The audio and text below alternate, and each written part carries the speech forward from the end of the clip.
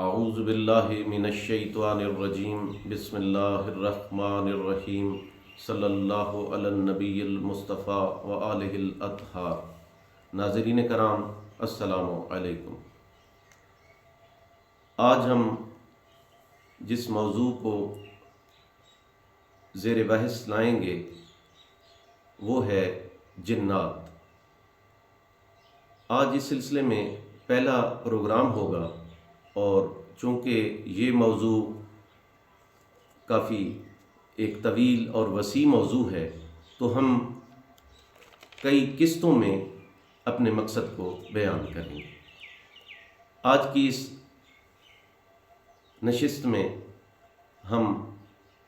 جنات کا آغاز، جنات کی ابتدا، جنات کی تخلیق، جنات کی پیدائش، اس کے متعلق ایک مختصراً بیان جاری کریں گے۔ ناظرین کرام، تاریخی حوالوں سے اور ہمارے خاندانی روایات کے مطابق جو معلومات ہم تک پہنچی ہیں، اس کے مطابق جس جن کو سب سے پہلے خلق کیا گیا اس کا نام جان تھا، اور قرآن کریم میں کئی جگہوں پہ اس بات کا ذکر ہوا ہے کہ جنات کو آگ سے پیدا کیا گیا۔ قرآن کریم میں اللہ تبارک و تعالیٰ نے فرمایا کہ بے شک ہم آدم کی تخلیق سے پہلے نار سموم سے جان کو پیدا کر چکے تھے۔ ایک اور جگہ پہ سورہ رحمان میں فرمایا کہ ہم نے جان یعنی جنات کو آگ کے بھڑکتے ہوئے شعلے سے پیدا کیا۔ اور ایک جگہ جہاں پہ ابلیس نے اپنی سرکشی کا اظہار کرتے ہوئے کہا تھا کہ میں آگ سے پیدا ہوا ہوں اور آدم طین یعنی مٹی سے پیدا ہوئے ہیں تو میں برتر ہوں، تو ان قرآنی حوالوں سے یہ بات ثابت ہو گئی کہ جنات کی تخلیق آگ سے ہوئی ہے۔ اب جو پہلا جن تھا جس کا نام جان رکھا گیا تھا، یہی ابو الجن تھا، اس کو ابو الجن بھی کہا گیا، اور مختلف روایات میں اس کا نام تارانوس بھی بیان ہوا ہے۔ یہ تارانوس یا ابو الجن جو تھا، یہ ابلیس کی پیدائش سے کم و بیش 1,44,000 سال پہلے اس زمین پر موجود تھا۔ جن کا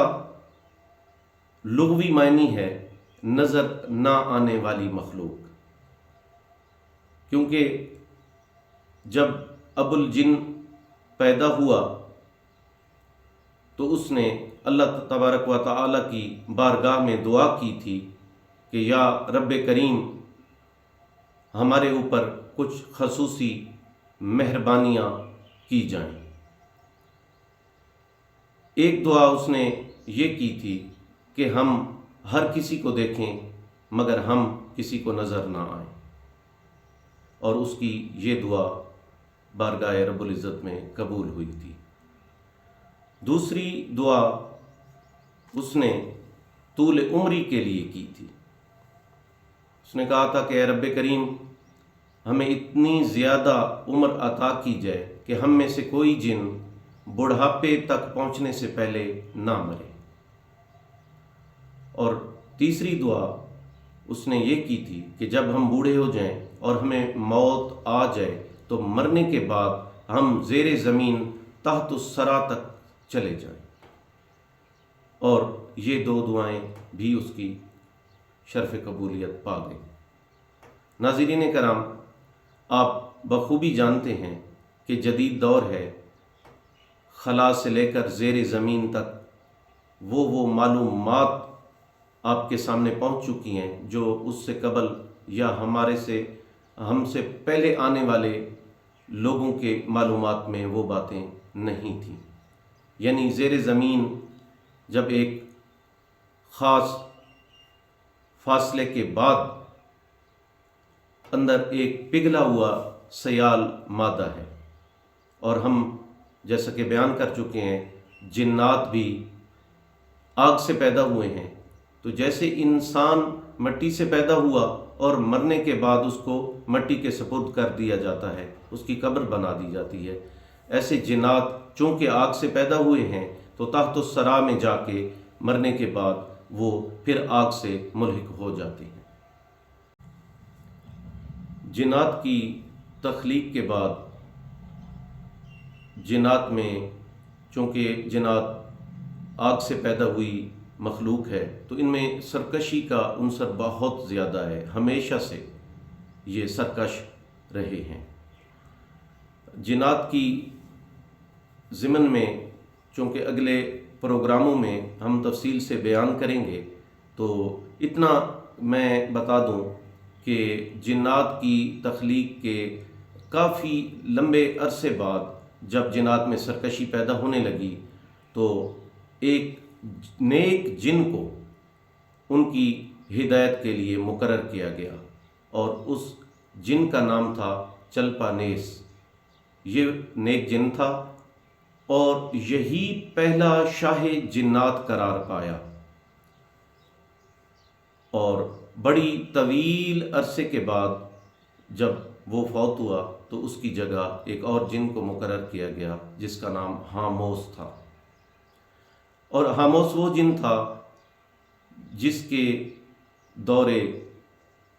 حکومت میں یا جس کی سرداری کے دوران ہی وہ جنات پیدا ہوئے جن کا نام چلیپا اور تبلیس تھا، اور یہی ابلیس کے ماں باپ قرار پائے۔ ابلیس کے موضوع پر ایک الگ سے پروگرام ہوگا۔ ابھی میں جنات کی اقسام کے بارے میں کچھ بتانا چاہوں گا کہ حدیث مبارکہ کے مطابق جنات کی 3 قسمیں بیان ہوئی ہیں۔ ایک جن وہ ہیں جو ہواؤں میں اڑتے رہتے ہیں۔ ہواؤں میں اڑنے والے جن وہ ہیں جو ان کو پر عطا کیے گئے ہیں، اور ان کی سرگرمیاں زیر آسمان تک جاتی ہیں اور دوسرے ستاروں تک جاتی ہیں، اور اس کا قرآن پاک میں ذکر بھی ہوا ہے، اور یہ بھی بیان ہوا ہے کہ کیسے ستاروں کو اور شہاب ثاقب کو ان جنات کو مارنے کے لیے اور بھگانے کے لیے استعمال کیا جاتا ہے۔ اس کے اوپر بھی ایک تفصیل سے نشست ہوگی۔ دوسری قسم وہ ہیں جو اپنی شکلیں بدلتے رہتے ہیں، یعنی جیسا کہ ہم نے پہلے بیان کیا تھا کہ جنات اپنی اصلی صورت میں کسی کو نظر نہیں آتے، البتہ یہ شکلیں بدل کر نظر آ جاتی ہیں۔ سب سے زیادہ یہ سانپ اور کتے کی شکل میں نظر آتے ہیں، اور کسی انسان کی صورت میں بھی نظر آ سکتے ہیں، انسان کو خود اپنی صورت میں بھی نظر آ سکتے ہیں۔ اور حدیث کریم میں ہے کہ اگر آپ کو دھاری دار سانپ نظر آئے اور آپ کے وہ قریب پہنچے تو آپ 3 بار اس سے کہیں کہ اگر تو جن ہے تو یہاں سے چلا جا، اور اگر 3 بار کہنے کے دوران وہ چلا جائے تو وہ جن تھا، اور اگر 3 بار کہنے کے باوجود وہ نہ جائے تو پھر اسے مار دو کیونکہ وہ سانپ ہے۔ اسی طرح مختلف رنگ کے کتوں کے بارے میں بھی کہا گیا کہ وہ بھی جنات ان کی شکل بھی اختیار کر لیتے ہیں، لیکن اس کا مطلب یہ نہیں کہ ہر سانپ اور ہر کتا جن ہوتا ہے، وہ ان جانوروں کی شکل اختیار کر لیتے ہیں۔ اس کے علاوہ تیسری قسم آبادی میں رہنے والے جنات ہیں۔ ان کے متعلق حدیثوں میں بھی ذکر ملتا ہے اور کتابوں میں بھی ذکر ملتا ہے، اور ہمارے بزرگوں کے تجربات اور مشاہدات سے بھی یہ بات ثابت ہوئی ہے کہ آبادیوں میں رہنے والے جن یہ انسانوں کے گھروں میں رہائش رکھتے ہیں یا انسانوں کے آس پاس موجود درختوں پر بسیرا کر لیتے ہیں۔ عام حالات میں یہ انسانوں کو نقصان نہیں پہنچاتے، مگر کبھی کبھار اچانک سے ایک گھر میں امن سے رہنے والے جنات بھی گھر والوں کی کسی حرکت سے جو ان کو ناگوار گزرے غصے میں آ جاتے ہیں، پھر یہ تنگ بھی کرتے ہیں اور نقصان بھی پہنچاتے ہیں۔ یہاں پہ اس بات کی بھی میں وضاحت کر دوں کہ جنات کچھ معاملات میں انسانوں کی طرح ہیں۔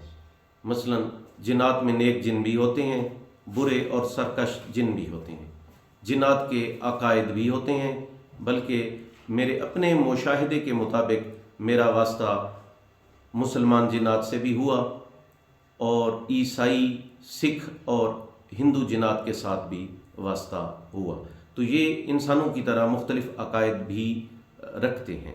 اور عادات بھی ان کی ایسی ہوتی ہیں کہ کچھ جنات اگر کہیں پہ بسیرا کر لیتے ہیں تو وہ وہاں پہ نیکی کا پرچار کرتے ہیں، لیکن چونکہ یہ آگ سے پیدا کی ہوئی مخلوق ہے تو عام طور پر ان کی اکثریت شرپسند اور سرکش ہی ہوتی ہے، اور وہ انسانوں کو تنگ کرتی ہے اور انسانوں کے لیے مسائل پیدا کرتی ہے۔ اور جنات کی کئی ذیلی اقسام بھی ہیں جن کا آگے چل کر ذکر ہوگا۔ کچھ ایسے جنات ہیں جو صرف سوتے ہوئے انسان کو تنگ کرتے ہیں، یہ انسان کے سینے پہ سوار ہو جاتے ہیں، پھر اس کو گھبراہٹ بھی ہوتی ہے، لیکن جب تک وہ وہاں سے اٹھ نہ جائیں انسان بیدار بھی نہیں ہو سکتا اور تکلیف میں بھی رہتا ہے۔ اسی طرح کچھ جنات ایسے ہیں جنہیں خنسب کہا گیا، جو دوران نماز ہی وسوسے پیدا کرتے ہیں۔ اسی طرح ایک انسان کے ساتھ پیدا ہونے والا وہ جن ہے جن کا قرآن میں کئی بار ذکر ہوا، جسے ہمزاد کہا جاتا ہے اور قرآن میں اسے کریم کہا گیا ہے۔ تو جنات کی کئی اقسام ہیں، آنے والے پروگراموں میں ان کے اوپر بات کریں گے۔ ناظرین کرام، جنات چونکہ آدم علیہ السلام سے پہلے کی تخلیق ہے اور زمین پہ موجود تھے، اور ہمیشہ سے جنات نے انسانوں کو اپنا حریف سمجھا، تو یہ ہر دور میں جب سے انسان کی تخلیق ہوئی ہے انسانوں کے ساتھ برسر پیکار رہے ہیں کسی نہ کسی صورت میں۔ تو یہ جب انسان کو تنگ کرتے ہیں تو ان کا تدارک بھی ہے، تحفظ بھی ہے اور بچاؤ بھی ہے۔ اس پروگرام میں ہم نے مختصراً ذکر کیا جنات کے آغاز کا، ان کی پیدائش کا۔ اگلے پروگراموں میں ہم اس بات پہ بات کریں گے، اس موضوع پہ بات کریں گے کہ کس کس انداز میں جنات انسان کو تنگ کرتے ہیں یا تکلیف پہنچاتے ہیں، اور دین اسلام میں اور قرآن کریم میں جنات سے تحفظ اور بچاؤ کے لیے کیا طریقے بتائے گئے ہیں، اور وہ کیا طریقے ہیں جو ایک مسلمان اختیار کر کے جنات و شیاطین کے شیطانی حملوں سے بچ سکتا ہے۔ اللہ تعالیٰ آپ کا حامی و ناصر ہو۔ والسلام۔